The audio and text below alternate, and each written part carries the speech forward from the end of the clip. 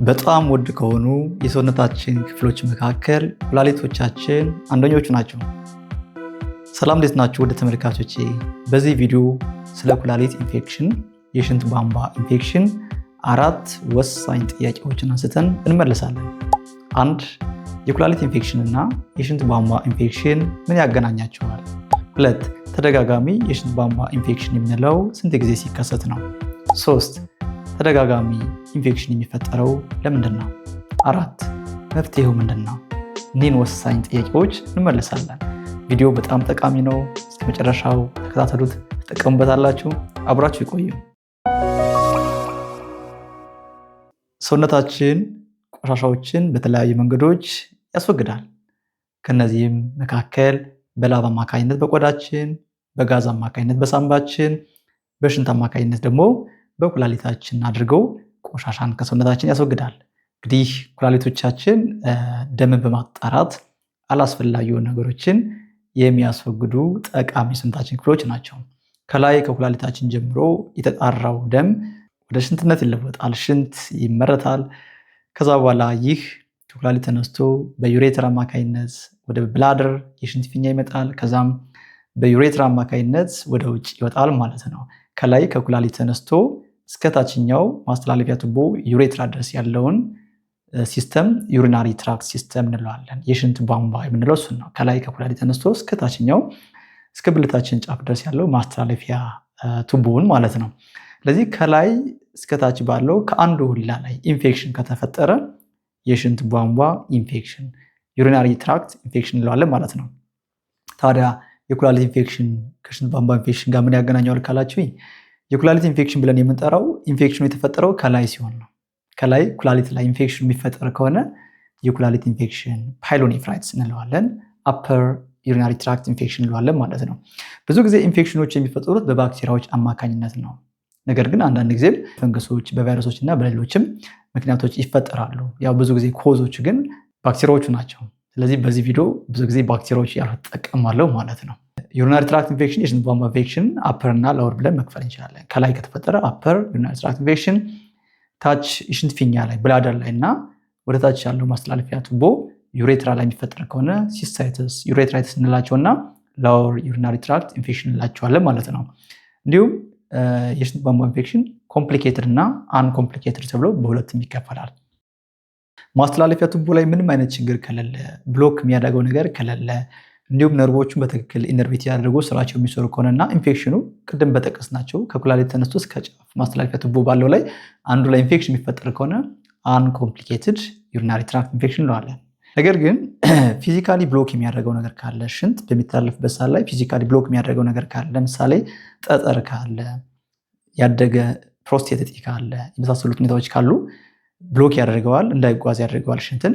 እንዲሁም ነርቮቹ ላይ ችግር ካለና በትክክል ኢነርቬት አድርገው ሽንትን የሽንት ፊኛ ላይ የሚገኙ ጡንቻዎች ኮንትራክት አድርገው ማስጣት ካልቻሉና ሽንት እዛ ጋር ተጠራቅሞ ለኢንፌክሽን የሚያጋለጥበት ሁኔታ ሲፈጠር ደግሞ ስትራክቸራል እና ፋንክሽናል ኮዝ በሚኖረው ሰዓት ላይ አሁን እንለዋለን ኮምፕሊኬትድ ዩሪናሪ ትራክት ኢንፌክሽን እንለዋለን ማለት ነው። እንግዲህ ስለ ሽንት ቧንቧ ኢንፌክሽን እና ኩላሊት ኢንፌክሽን ይህን ካለ ምን እያለ ነው ማለት ነው?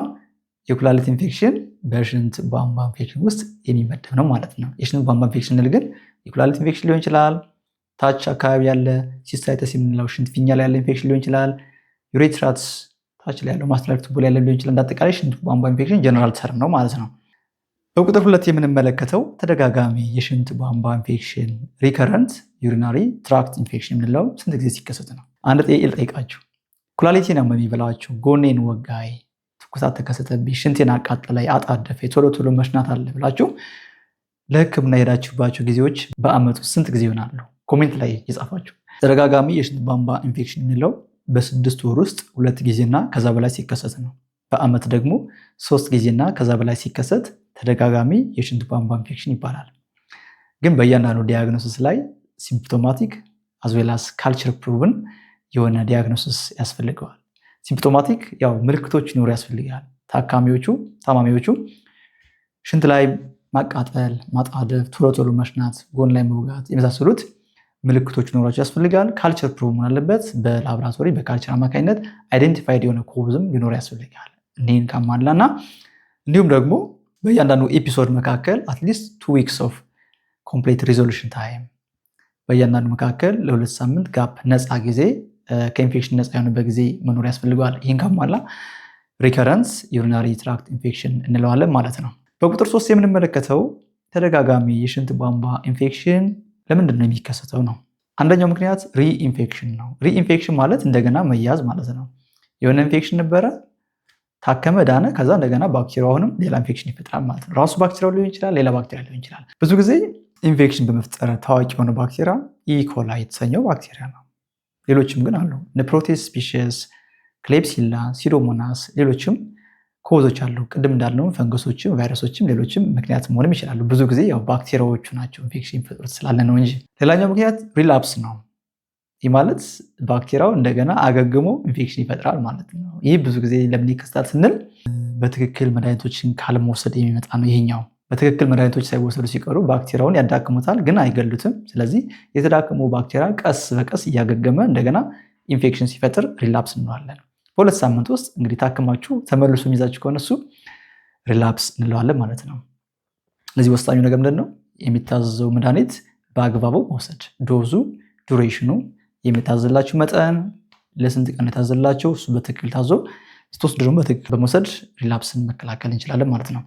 ሌላኛው ምክንያት ባክቴሪያል ሬዚስታንስ ነው። ማለት ባክቴሪያው መድኃኒቱን ይላመደዋል ማለት ነው። ያደገኛ ነው። ባክቴሪያው መድኃኒቱን ከተላመደው እንግዲህ ማምለጫ ዘዴዎችን ይዘይዳል። ከዛም የማይሞትበትን መንገድ እያመቻቸ ኢንፌክሽን እንዲቀጥል ያደርጋል ነው። በዚህ ጊዜ ምን ይሰራል? ካልቸር ኤንድ ሴንሲቲቪቲ ተሰርቶ ለየትኛው መድኃኒት ነው ባክቴሪያው ሪስፖንድ የሚያደርገው ተብሎ በካልቸር አማካኝነት በማየት ባክቴሪያውን የሚያጠፋ ወይም የሚገድል መድኃኒት ይታዘዛል ማለት ነው። በዛ ሶልቭ ይደረጋል ማለት ነው።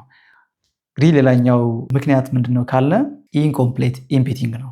ይህ ማለት ሽንት ፊኛ ላይ ሽንት ተጠራቅሞ ሲቀር ኢንኮምፕሌት ኢምፒቲንግ አልወጣም፣ በቃ ሽንት አለ፣ የቀረ ሽንት አለ ማለት ነው። ይህ ለባክቴሪያዎቹ ጥሩ አጋጣሚ ነው። ለመራቢያነት ይጠቀሙበታል፣ ኢንፌክሽን ይፈጥሩበታል ማለት ነው። መቼም ሽንት የሸናችሁ እንዲቀርብላቸው አታስቀሩ፣ ሁኔታዎች ካላስገድዳቸው በስተቀር ማለት ነው። ስለዚህ የሚያስገድዱ ሁኔታዎች ይኖራሉ። ስትራክቸራል ኤንድ ፋንክሽናል ኮዞች ይኖራሉ። ስትራክቸራል ቅድም እንዳልነው ብሎክ የሚያደርጉ ነገሮች፣ ሽንት እንዳይተላለፍ ብሎክ የሚያደርጉ ጠጠር ለምሳሌ ካለ፣ ያደገ ፕሮስቴት ካለ እኒያው ስትራክቸራሊ ብሎክ ያደርጋሉ። በግዴታ ወዳችሁ ሳይሆን እንግዲህ አስገድደዋችሁ ሽንት እንዲቀር ያደርጋሉ።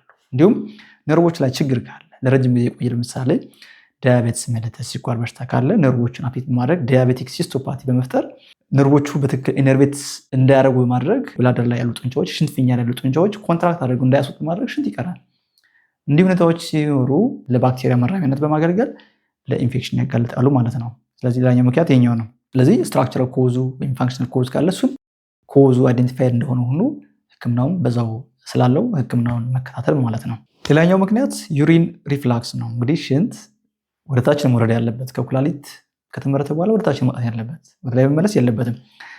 አንዳንዴ ግን ሁኔታዎቹ ምን ይፈጥራሉ?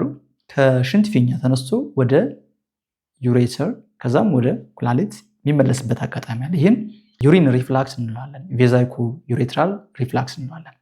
ይህ በተለይ በህፃናት ላይ ነው የሚከሰተው። ፖስቴሪየር ዩሬትራል ቫልቭ የመሳሰሉ ችግሮች በሚኖርበት ሰዓት ላይ እንግዲህ ማስተላለፊያ ቱቦ ላይ ችግር ሲፈጠር ሽንት ወደ ኋላ ይመለሳል። ይህም ራሱ የቻለ የሚስተካከልበት ህክምና ስላለው ህክምናውን መከታተል ነው። ሌላኛው ምክንያት የስኳር በሽታ ነው። የስኳር በሽታ በሁለት ምክንያቶች ተደጋጋሚ የሽንት ቧንቧ ኢንፌክሽን እንዲፈጠር ያደርጋል። አንደኛው ምክንያት ብለድ ሹገር መጨመሩ፣ ደም ውስጥ የሚገኘው የስኳር መጠን መጨመሩ ለባክቴሪያዎቹ ጥሩ መራቢያ ሆኖ ያገለግላቸዋል። በዛ አማካኝነት ይራባሉ፣ ኢንፌክሽን ይፈጥራሉ። ሌላኛው ምክንያት ለረጅም ጊዜ የቆየ በደንብ ያልታከመ የስኳር በሽታ ነርቮች ላይ ጉዳት ያደርሳል፣ ኒውሮፓቲ በመፍጠር ከዛም ቅድም እንዳልነው ዲያቤቲክ ሲስቶፓቲ በመፍጠር ነርቮቹ በትክክል መስሉን ጡንቻዎችን ኢነርቬት እንዳያደርጉ ማድረግ፣ ጡንቻዎች ደግሞ ኮንትራክት አድርገው ማስወጣት አይችሉም። በዚህም ጊዜ ሽንት ይጠራቀማል ማለት ሽንት ፊኛ ላይ። ያ ደግሞ ለባክቴሪያዎች ለመራቢያ ጥሩ አጋጣሚ ስለሆነ ይራቡና ኢንፌክሽን ይፈጥሩበታል።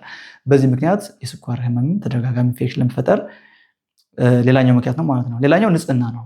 ሽንት ቤት በመንጠቅ መሳል ላይ ከፊንጢጣ ወደ ሽንት ቱቦ ኮንታ የሚፈጠርበት አጋጣሚ ካለ ባክቴሪያዎቹ ከዛ ወደዛ በመተላለፍ ለኢንፌክሽን የሚያጋልጡበት አጋጣሚ አለ። ለዚህ እኒህ ነገሮችን በማስተካከል ሽንት ቧንቧ ኢንፌክሽን እንዳይፈጠር መስራት እንችላለን ማለት ነው። አሁን በቁጥር 4 የምንመለከተው መፍትሄውን ነው። እንግዲህ የሽንት ቧንቧ ኢንፌክሽን ምን እንደሆነ፣ እንዴት እንደሚፈጠር፣ ተደጋጋሚ የሚባለው ስንት ጊዜ ሲከሰት እንደሆነ አይተናል።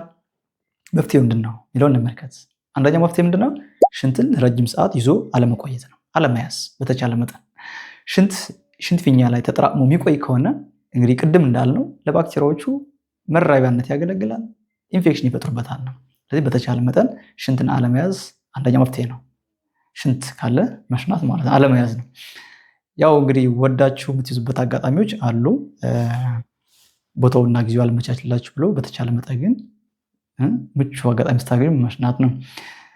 አንዳንዴ ደግሞ ቅድም እንዳልነው ስትራክቸራል እና ፋንክሽናል ችግሮች ኑረው እንግዲህ ተገዳችሁ የሚቆይበት አጋጣሚ ይኖራል። እሱን ደግሞ ኮዙን ነው መታከም ያለበት። ኮዙን በሐኪሞቻችሁ በሚደረግላችሁ ሕክምና መቀጠል ማለት ነው። ሌላኛው መፍትሄ ምንድነው? በቂ ውሃ መጠጣት ነው። በቂ ውሃ ጠጡ ሲባል መቼም ብዙዎቻችሁ ትሰማላችሁ። በቂ ውሃ የምንለው ለአንድ አዋቂ በቀን 2 ሊትርና ከዛ በላይ ነው። ስለዚህ በቂ ውሃ መጠጣት በጣም ብዙ ጥቅሞች አሉት። አንደኛው የኩላሊትን ጤንነት ይጠብቃል። ኩላሊት በአግባቡ ደምን እያጣራ መወገድ ያለበትን ቆሻሻ እንዲያስወግድ፣ ጤነኛ ሆኖ እንዲቀጥል ትልቅ አስተዋጽኦ ያበረክታል። ሁለተኛ ጠጠር እንዳይፈጠር ያደርጋል። የኩላሊት ጠጠር መፈጠርን ይከላከላል። ሶስተኛ ኢንፌክሽን፣ የሽንት ቧንቧ ኢንፌክሽን እንዳይፈጠርም ይከላከላል። ብዙ ጥቅሞች አሉት። ስለዚህ በቂ ውሃ፣ ንጹህ ውሃ በየቀኑ 2 ሊትርና ከዛ በላይ መጠጣት ጥሩ መከላከያ መንገድ ነው ማለት ነው። ሌላኛው ፖስት ሜኖፓውዛል ለሆኑት ላረጡ እናቶች ተደጋጋሚ ኢንፌክሽን የሚያጋጥማቸው ከሆነ ሪሰርች ፕሩቭ ያደረገው መከላከያ ፕሪቨንት ማድረጊያ መንገድ አለ። ይህም ቶፒካል ኢስትሮጅን ነው። ቶፒካል ኢስትሮጅን ቫጂና ላይ አፕላይ በማድረግ ይከላከላል። ይህ ምንድነው? ኖርማል ፍሎራዎችን ሪስቶር በማድረግ ፒኤቹን ሪስቶር በማድረግ በማስተካከል ኢንፌክሽን እንዳይፈጠር ይከላከላል። ይህም ሪሰርች ፕሩቭ ያደረገው ዌል ኤቪደንስ የሆነ መከላከያ መንገድ ነው ማለት ነው። ሌላኛው መከላከያ መንገድ በጊዜ መታከም ነው። ኢንፌክሽን እንደተፈጠረ እንግዲህ ምልክቶች ቅድም ያልናቸው ሽንት ላይ ማቃጠል፣ ማጣደፍ፣ ቶሎ ቶሎ መሽናት፣ ጎን ላይ የሚሰማ ህመም፣ መውጋት፣ ትኩሳት የመሳሰሉ ሲከሰቱ ቶሎ ብሎ መታከም፣ ይህም ተደጋጋሚ ኢንፌክሽን እንዳይፈጠር ማድረግ ይቻላል። ህክምናውን ደግሞ በአግባቡ መውሰድ፣ የታዘዘላችሁ መድኃኒት በአግባቡ መጨረስ፣ ለ7 ቀን ከሆነ ለ7 ቀን መውሰድ፣ ለ5 ከሆነ ለ5 ቀን መውሰድ፣ የ3 ቀን ከሆነ የ3 ቀን መውሰድ። ምክንያቱም እንደየታይፑ አፐር ነው ላውር ነው፣ ሴቶች ላይ ነው ወንዶች ላይ በሚለው ኮምፕሊኬትድ ነው አንኮምፕሊኬትድ በሚለው ዱሬሽኑን ቫሪ እናደርገዋለን በዛ ሁኔታ ማለት ነው። ስለዚህ በታዘዘላችሁ የጊዜ ርዝማኔ በትክክል መድኃኒቱን በመውሰድ ተደጋጋሚ ኢንፌክሽን መቀነስ ይችላል። የተወሰነ ሲሻላችሁ መሀል ላይ የምታቋርጡት ከሆነ ግን ሪላፕስ ያለው የተከሰተ የተመላለሰ ይዛችሁ ማለት። ስለዚህ መድኃኒቱን በታዘዘበት የቀን ርዝማኔ በትክክል መውሰድ። ከዚህ ቀጥዬ የመጠቅሳቸው ደግሞ ሪሰርች ብዙም ፕሩቭ ያላረጋቸው ዌል ኤቪደንስድ ያልሆኑ ነገር ግን በሰዎች ዘንድ እንዲሁም በክሊኒሺያንስ በባለሙያዎች ዘንድ አክሴፕታንስ ያላቸው ጉዳት ስለሌላቸው ቢተገበሩም ጥሩ ነው ይከላከላሉ ተብለው የሚታሰቡ መንገዶችን ነው። አንደኛው ምንድነው? ከግብረ ስጋ ግንኙነት በኋላ መሽናት ነው። እንግዲህ በግንኙነት ወቅት ወደ ሽንት ቱቦ በስተት የገቡ ባክቴሪያዎች ሊኖሩ ይችላሉ። የገቡ ባክቴሪያዎች ካሉ እነሱን ፍላሽ አውት አድርጎ ለማስወገድ ይጠቅማል። ስለዚህ ሽንት መሽናት ከግንኙነት በኋላ ጠቃሚ ነው። ሌላኛው ሽንት ቤት በምትጠቀሙበት ሰዓት ላይ መቀመጫን ከፊት ወደ ኋላ መጥረግና መታጠብ፣ በተለይ ለሴቶች ነው ይሄኛው። ይህ ምንድነው? ከፊንጢጣ ወደ ሽንት ቱቦ የሚገቡ ባክቴሪያዎች ካሉ እነሱን ኮንታ እንዳያደርጉ ለመከላከል ነው። ሌላኛው ብልት አካባቢ ላይ ሽቶችን፣ ዲዮድራንቶችን አለመጠቀም፣ እንዲሁም ለሴቶቹ የወሊድ መቆጣጠሪያ መንገድ የሆኑትን ስፐርሚሳይድ፣ ዲያፍራም የመሳሰሉትን ስትጠቀሙ ተደጋጋሚ ኢንፌክሽን የሚመጣባችሁ ከሆነ በሌላ ብትቀይሯቸው፣ በሌላ መከላከያ መንገዶች ብትቀይሯቸው ይመከራል። እንዲሁም አሁን ለሴቶቹ ብልታችሁን በምታጸዱበት ሰዓት ላይ ፔጅ ኒውትራል የሆኑ ክሊንሰሮች በተጠቀሙ ሪከመንድድ ነው። ውድ ተመልካቾች እንግዲህ በዛሬ ቪዲዮ ስለ ሽንት ቧንቧ ኢንፌክሽን፣ ስለ ዩሪናሪ ትራክት ኢንፌክሽን ይህን በመሰለ መልኩ ከምንነት ተነስተን እስከ መፍትሄዎች ድረስ በዚህ መልኩ አይተናል። ጥያቄዎች እንዲሁም ሀሳብ ካላችሁ ኮሜንት ሴክሽን ላይ አጋሩኝ፣ በጋራ እንወያይባቸዋለን። በቀጣይ በሌላ ቪዲዮ እስክንገናኝ ድረስ ሰናይ ቆይታ እመኝላችኋለሁ። ሰላማችሁ ይብዛ።